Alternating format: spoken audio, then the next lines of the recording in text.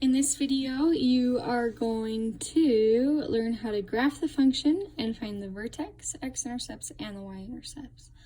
The question also asks you to write the intercepts as points, and in your graph have the vertex and intercepts plotted. So before we can do that, let's review what form each of these things goes with.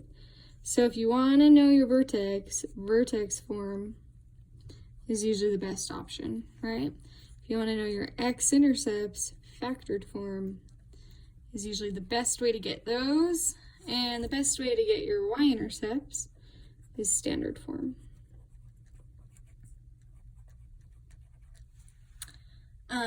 If you look at the equation given here, it's written in factored form. So right away we should think factored form is good for x-intercepts. So the first thing that we're gonna find is our x-intercepts. Next unit, we're gonna learn a lot about finding x-intercepts for the purpose of this test. You get your x-intercepts by taking the opposite sign of what's in the parentheses. So my x-intercept here is going to be x equals 2, and when I write that as a point, that is written as 2, 0. I'm going to go to my graph and I'm going to plot 2, 0. Now I have another x-intercept, x plus 6 in parentheses, so I'm going to put x equals -6 because I do the opposite of what's in the parentheses. This written as a point is -6, 0, so I'm going to put my point over here. Now, I found my x-intercepts, they're right here, so, where it said to find the x-intercepts, right here, we did that. Now, we need to find the vertex. So, there's kind of a shortcut to find the vertex. We don't need to put this in vertex form. Let me show you the shortcut. So, if we have a parabola, remember, parabolas can be split equally in half, because of this line of symmetry. So, like, let's say this has a very straight line. Let's say this point and this point were my x-intercepts.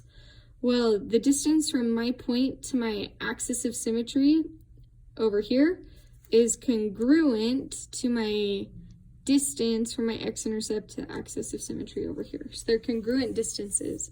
So to find my axis of symmetry up here, I just need to count to the middle and find where my where these meet. So normally I would count with 2 fingers, but I can't because I'm holding my phone. So I'll kind of try. So I'm at these 2 points, and I go 1 in on this side, 1 in on this side, 2, 2, 3, 3. And my fingers are going to meet up right here. So this line right here at -2 is my axis of symmetry.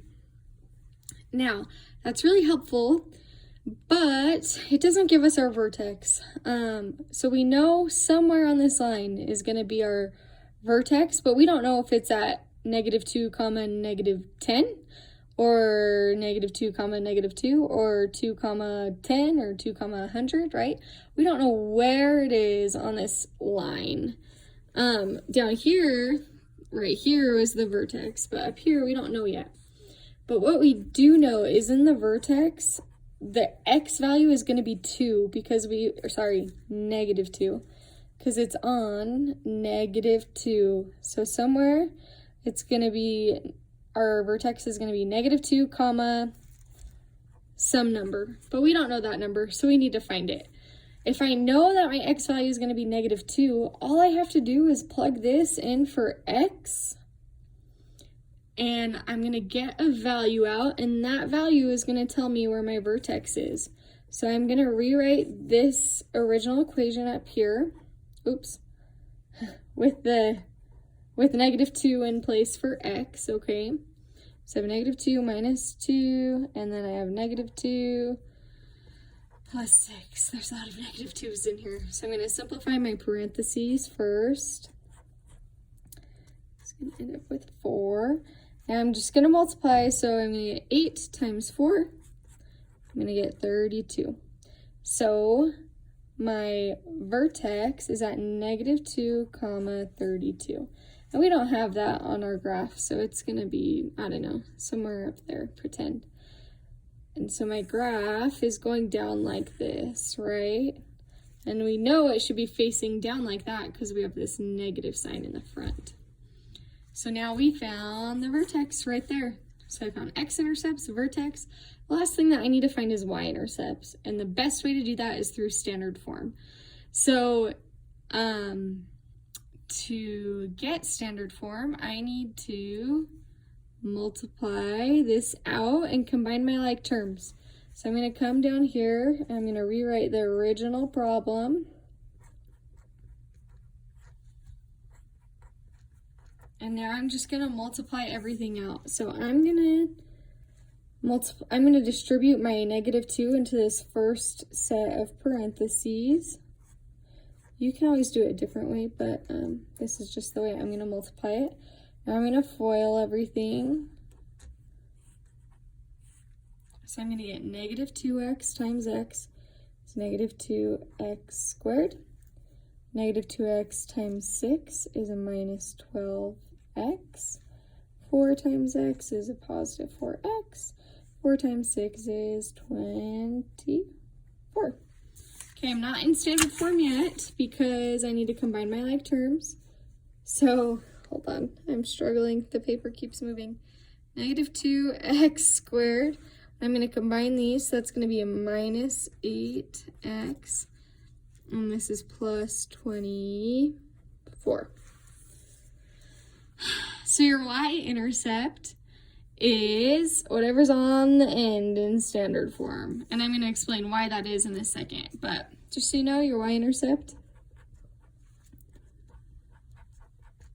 is 0, 24. Okay. Now let's talk about why it's this last number on the end. Whenever you want to find a y-intercept in any equation, it doesn't even have to be a quadratic equation. Whenever you want to find a y-intercept, you always plug in 0 for x. So if we were to come down here and put in 0 for x, we would get -2 times 0. Hold on.